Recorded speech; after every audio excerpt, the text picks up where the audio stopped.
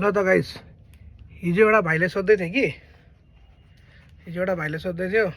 दा half jacket त देखाउनु भयो, त्योसँग इनर चाहिँ के लगाउनु भनेर। यो खालको इनर लगाउँदा हुन्छ है। हेर है, मेरो त अलिकति भुँडी निस्किएको जस्तो छ कि, तर पनि हेर गाइस, यस्तोहरू चाहिँ लगाउन सक्छ है इनर। सस्तोमा आएको छ हो।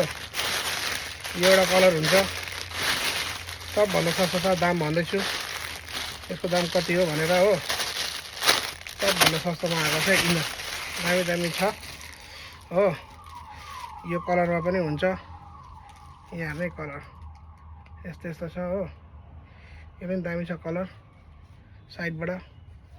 यो पनि स्वेटरै हो पातलामा इनर जस्तै यस्तो कलरमा छ। यो मैले लगाइरहेको कलर हो।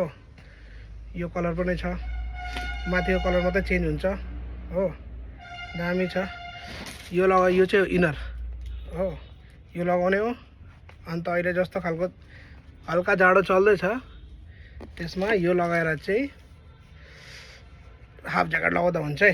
हिजो एउटा बाहिर भन्दै थियो दा हाफ ज्याकेट देखाउनु भयो, इनर त खै त्यसको भन्दै थियो। यो लगाउँदा हुन्छ है। अझै इनर म अर्को भिडियोमा हाल्छु हो। एउटा यो मजाको इनर छ, यो लगाउँदा हुन्छ। सस्तो छ है, दाम 400 रुपियाँ मात्रै। ल ओन्ली 400 है गाइस, हेरिहाल।